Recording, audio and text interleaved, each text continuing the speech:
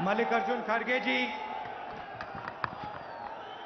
केसी वेणुगोपाल जी, अशोक गहलोत जी, भूपेश बघेल जी, पवन Kumar Bansal ji, Adhir Ranjan Chaudhary ji, Shakti Singh Gohil ji, Anil Chaudhary ji, CWC members, PCC president, CLP leaders, senior नेता और हमारी पार्टी के प्यारे कार्यकर्ता भाई और बहनों, आप सबका यहां बहुत बहुत स्वागत, नमस्कार।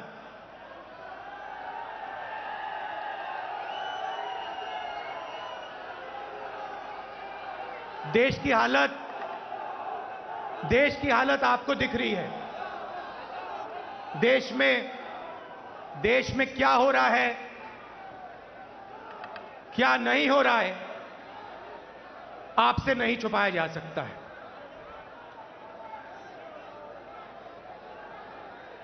और जब से बीजेपी की सरकार आई है, बोलूंगा हल्ला बोल, तब से देश में नफरत और क्रोध बढ़ता जा रहा है।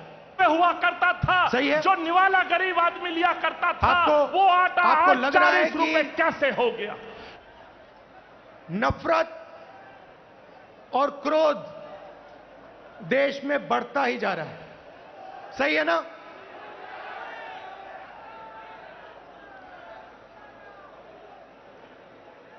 नफरत किसको होती है?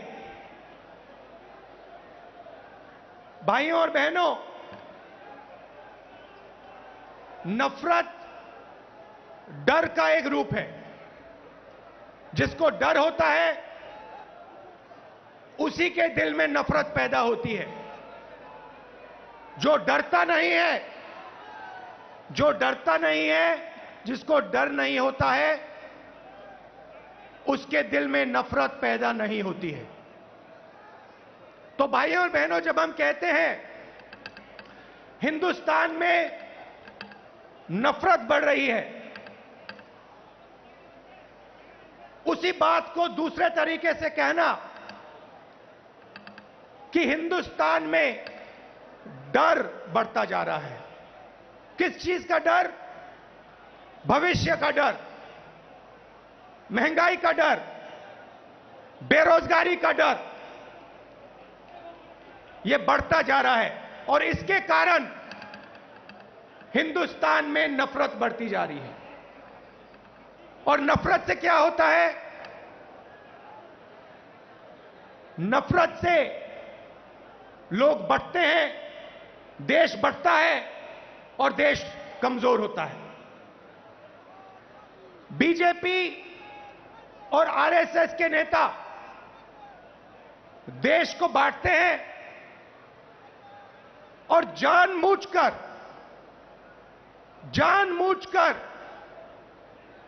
देश में भय पैदा करते हैं, लोगों को डराते हैं और नफरत पैदा करते हैं। अब सवाल उठता है, ये किसके लिए करते हैं और क्यों करते हैं? फायदा इस डर का, इस नफरत का फायदा किसको मिल रहा है? भाई और बहनों, क्या इस डर का फायदा, नफरत का फायदा हिंदुस्तान के गरीब आदमी को मिल रहा है? पिछले 8 सालों में आप मुझे बता दीजिए, हिंदुस्तान के गरीब आदमी को, किसान को, मजदूर को, छोटे दुकानदार को नरेंद्र मोदी जी की सरकार ने क्या फायदा दिया?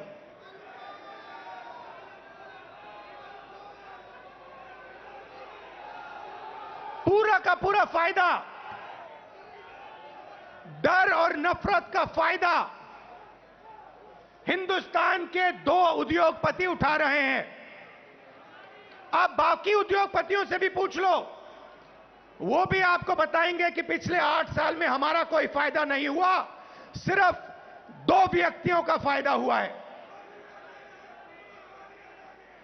और देखने को मिल रहा है, चाहे एयरपोर्ट हो, चाहे पोर्ट हो, सड़कें हो,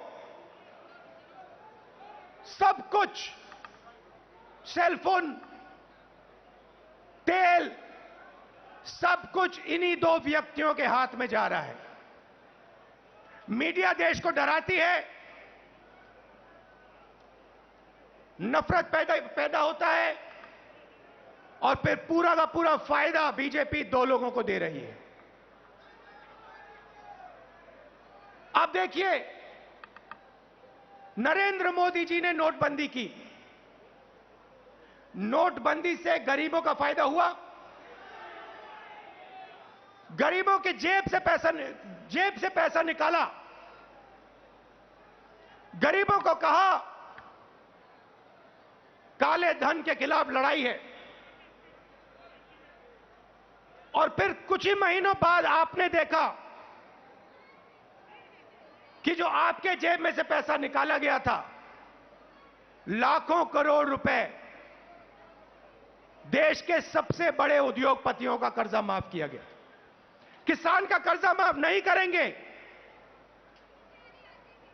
किसान के खिलाफ 3 काले कानून लाएंगे, कहेंगे कि ये कानून किसानों के फायदे के लिए है। अगर किसानों के फायदे के लिए है तो फिर पूरे देश में किसान क्यों खड़ा है, सड़कों पे क्यों उतरा है, और आपके खिलाफ क्यों खड़ा है? ये 3 कानून किसानों के लिए नहीं थे, ये 3 कानून उन्हीं 2 उद्योगपतियों के लिए थे। और हिंदुस्तान के किसान को यह बात एकदम समझ आ गई, इसलिए हिंदुस्तान का किसान सड़क पे आके खड़ा हो गया, और उसने नरेंद्र मोदी जी को अपनी शक्ति दिखा दी।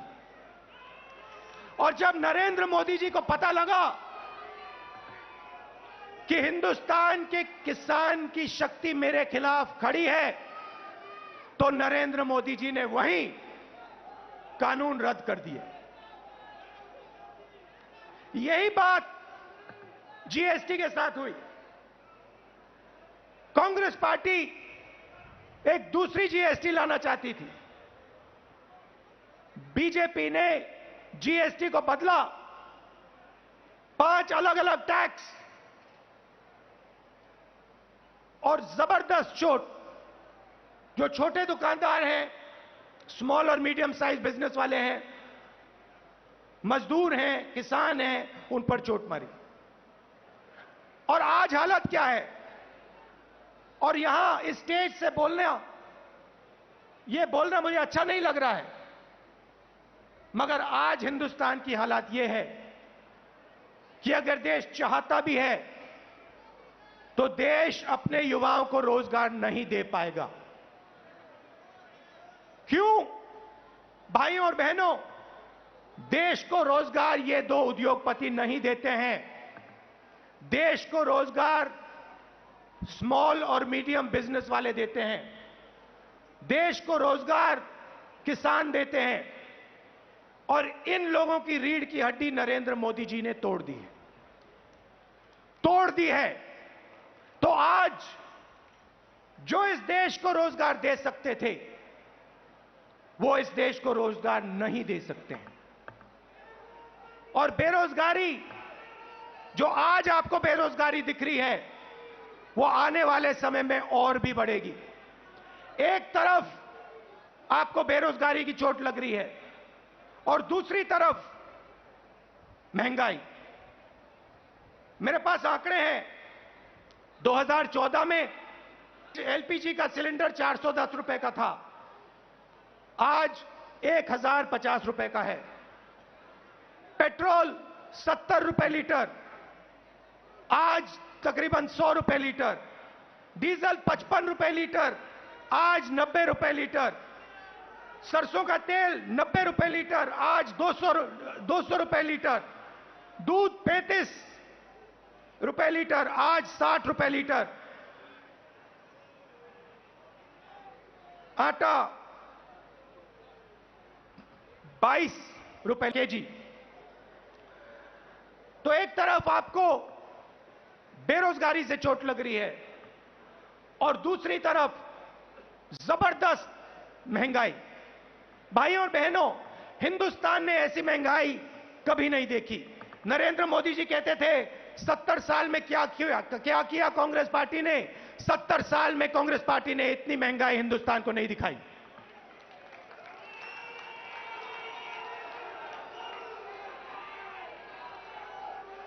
तो हिंदुस्तान का आम नागरिक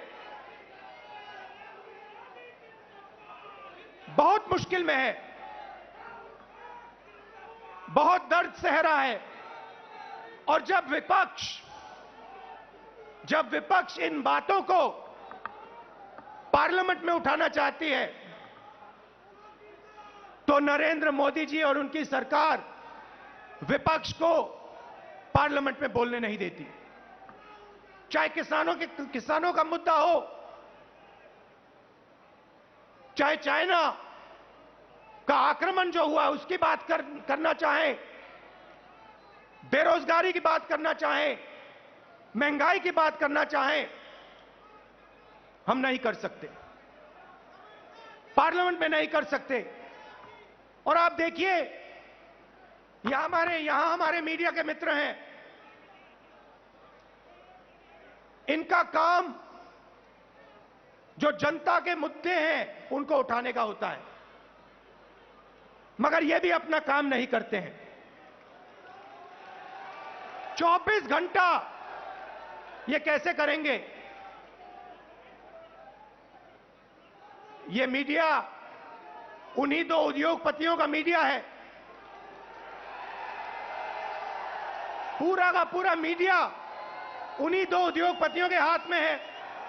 तो सच्चाई कैसे दिखेगी? सच्चाई कैसे सुनाई देगी? और जनता को सब मालूम है। जनता घर में टीवी ऑन करती है और जनता जानती है कि टीवी किसका है और टीवी किसके लिए काम कर रहा है।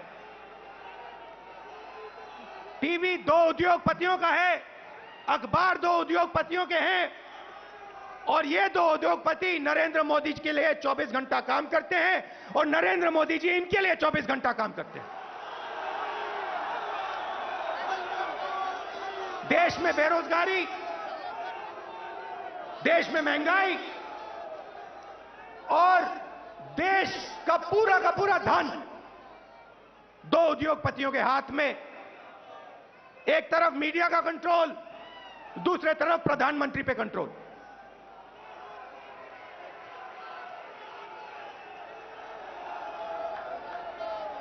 अभी किसी ने कहा नरेंद्र मोदी जी प्रधानमंत्री हैं, मगर मैं आपको एक गारंटी दे सकता हूं, नरेंद्र मोदी जी प्रधानमंत्री हैं, मगर उन दो उद्योगपतियों के समर्थन के बिना नरेंद्र मोदी प्रधानमंत्री नहीं हो सकते।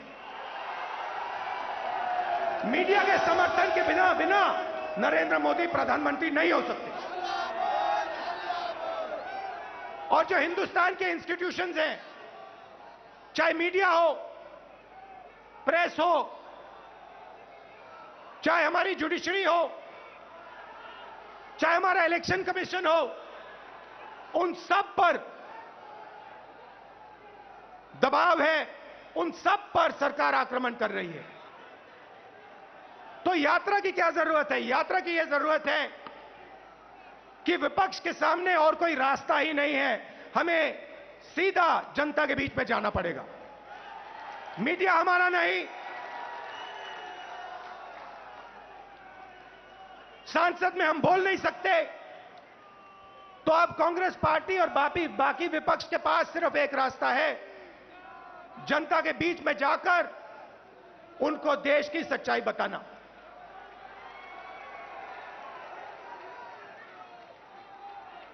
जो भी नरेंद्र मोदी जी के खिलाफ काम करना चाहता है,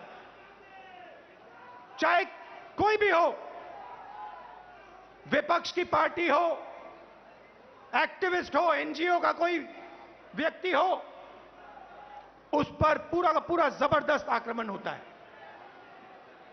ईडी, सीबीआई, इनकम टैक्स, ये सब के सब लगा दिए जाते हैं। 55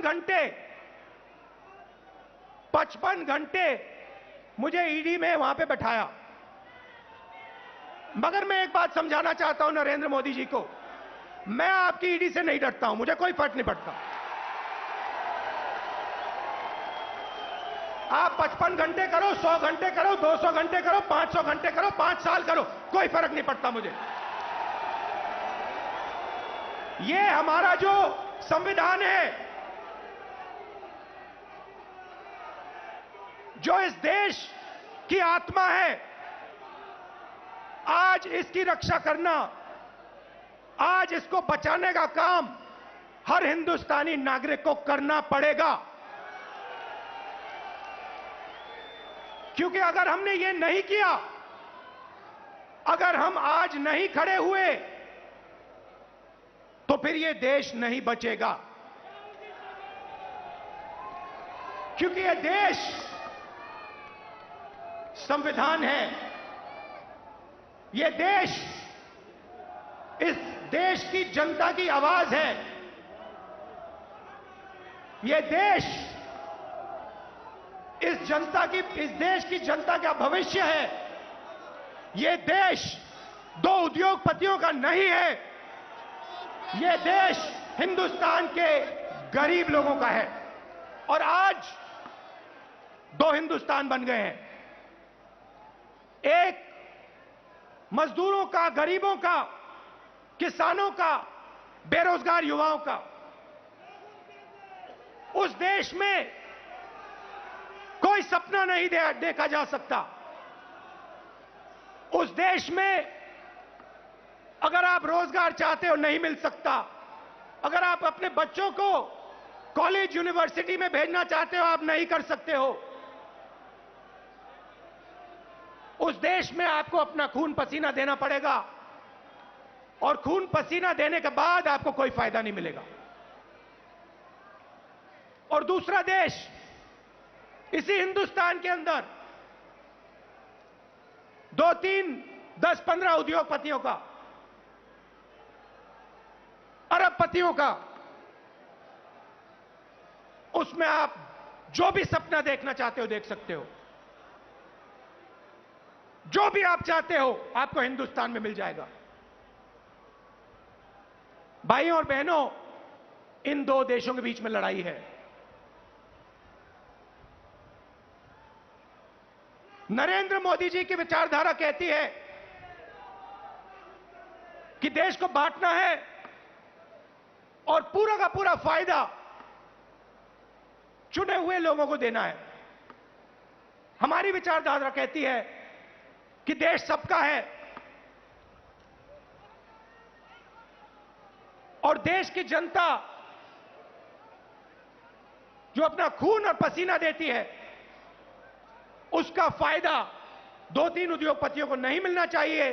उसका फायदा हिंदुस्तान के किसान को, मजदूर को, गरीब को, बेरोजगार युवाओं को मिलना चाहिए।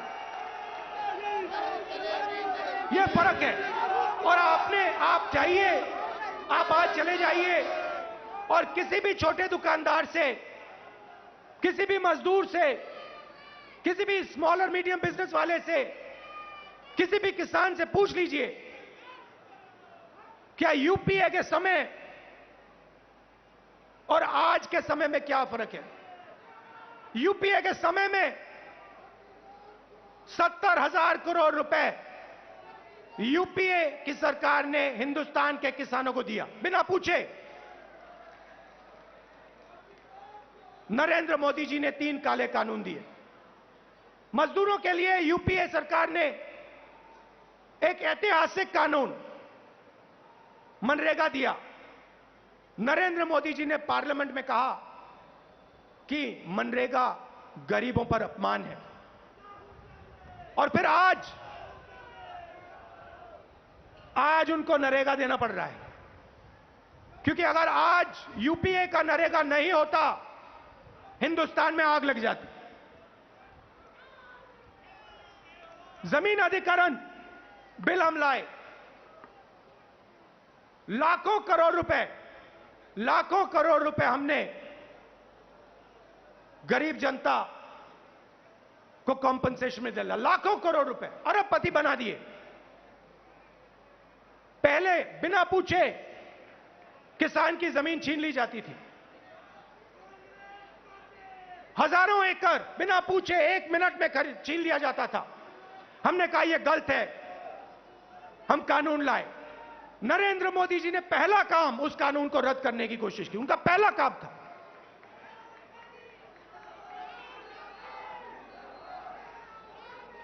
यूपीए के समय आर्थिक प्रगति थी,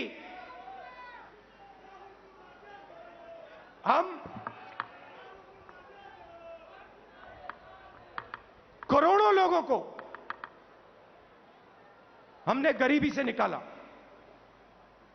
जितने लोगों को हमने 27 करोड़ लोगों को गरीबी से निकाला 10 साल में, 27 करोड़ लोग।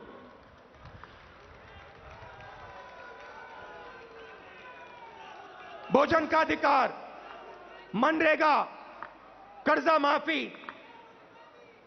इन औजारों से हमने 27 करोड़ लोगों को 10 साल में गरीबी से निकाला। भाइयों और बहनों, पिछले 8 साल में नरेंद्र मोदी ने 23 करोड़ लोगों को वापस गरीबी में डाल दिया है। तो जो हमने काम किया 10 साल में, उन्होंने 8 साल में खत्म कर दिया। और फिर जाके भाषण देते हैं, प्रगति की बात करते हैं, न्यू इंडिया की बात करते हैं, मेक इन इंडिया की बात करते हैं, कहते हैं कि हिंदुस्तान बदल गया। हिंदुस्तान को नरेंद्र मोदी जी पीछे ले जा रहे हैं।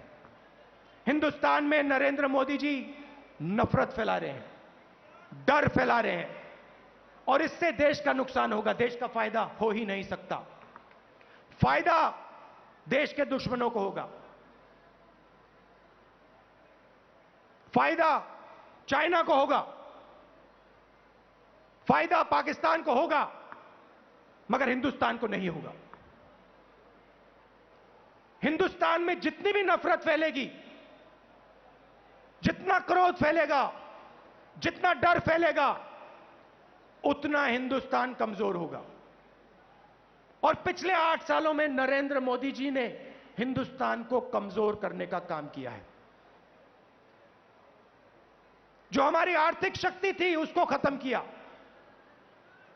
बेरोजगारी, 40 साल से सबसे ज्यादा बेरोजगारी आज हिंदुस्तान में, वो नरेंद्र मोदी जी की देन है। मैं आपसे पूछना चाहता हूं, क्या महंगाई से, बेरोजगारी से, नफरत से देश मजबूत होता है क्या? कौन सी दुनिया में नफरत, बेरोजगारी, महंगाई से देश मजबूत होता है? देश कमजोर होता है। और नरेंद्र मोदी जी और बीजेपी देश को कमजोर करने का काम कर रहे हैं। कांग्रेस पार्टी देश को जोड़ती है, हम नफरत मिटाते हैं, हटाते हैं, और जब नफरत मिटती है, खत्म होती है, जब डर कम होता है, तब हिंदुस्तान तेजी से आगे बढ़ता है। हमने ये करके दिखाया है, सालों करके दिखाया है। तो ये मैं आपको कहना चाहता था। कांग्रेस कार्यकर्ताओं को मैं धन्यवाद करना चाहता हूं। आप हमारी विचारधारा के लिए लड़ते हो, आप हिंदुस्तान के लिए लड़ते हो, आप संविधान के लिए लड़ते हो, आप अपना खून, अपना पसीना इस देश को देते हो। मैं आपको दिल से धन्यवाद करना चाहता हूं और आपको कहना चाहता हूं कि कांग्रेस पार्टी का कार्यकर्ता ही देश को बचा सकता है। कांग्रेस पार्टी की विचारधारा देश को प्रगति के पथ पे ला सकती है। हमारे लिए सरकार ने, जैसे मैंने कहा, रास्ते बंद कर दिए हैं। पार्लियामेंट का रास्ता बंद कर दिया। संसद में कांग्रेस पार्टी या विपक्ष के लोग भाषण कर ही नहीं सकते, हमारा माइक ऑफ हो जाता है। और किसी भी मुद्दे पे हम चाइना के आक्रमण पे बात करना चाहते हैं, नहीं कर सकते। बेरोजगारी के बात पे बात करना चाहते हैं, नहीं कर सकते। महंगाई पे बात करना चाहते हैं, नहीं कर सकते। वो रास्ता बंद है। जो हमारे इंस्टीट्यूशंस हैं, चाहे वो मीडिया हो, चाहे वो इलेक्शन कमीशन हो, जुडिशरी हो, मैंने कहा उन पर आक्रमण है, उन पर दबाव है। तो हमारे लिए सबके सब रास्ते बंद है, एक ही रास्ता बचा है, और वो रास्ता हमें सबसे अच्छा लगता है। जनता के बीच में जाकर, सीधा जनता के बीच में जाकर जनता को जो देश की सच्चाई है वो बताना, और जो जनता के दिल में है उसको गहराई से सुनना और समझना। इसीलिए कांग्रेस पार्टी भारत जोड़ो यात्रा शुरू कर रही है।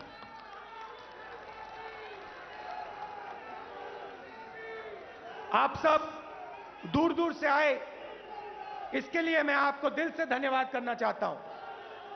विचारधारा की लड़ाई है, और कांग्रेस पार्टी की विचारधारा और जो हमारे सब विपक्ष की पार्टियां हैं मिलकर बीजेपी और आरएसएस की विचारधारा को हराएंगे। बहुत बहुत धन्यवाद। नमस्कार। जय हिंद। धन्यवाद। और अंत में राहुल जी के संदेश के साथ मैं आपसे आग्रह करूंगा, इस प्रण और संकल्प के साथ हम लोग जाएंगे। इस देश के अंदर नफरत के खिलाफ, महंगाई के खिलाफ राहुल जी का जो आह्वान है, इस मुल्क से उसको मिटाना है, और भारत जोड़ने के संकल्प के साथ कांग्रेस का नेतृत्व ये यात्रा निकालेगा। तो मंच पर आसीन तमाम शीर्ष नेताओं का, आदरणीय राहुल जी का मैं तहे दिल से दिल्ली कांग्रेस के तौर पर और कांग्रेस परिवार के आधार पर मैं तमाम कांग्रेस जन का और देश देश के कोने कोने से आए कांग्रेस परिवार के साथियों का पुनः अभिनंदन करता हूं, और आप सभी का धन्यवाद करता हूं इस संकल्प के साथ कि राहुल जी का दिशा निर्देश हमें एक नई ऊर्जा देगा और इस सरकार को हम एक बार फिर झुकाने का काम करेंगे। बहुत बहुत धन्यवाद। जय हिंद, जय कांग्रेस। कांग्रेस पार्टी जिंदाबाद।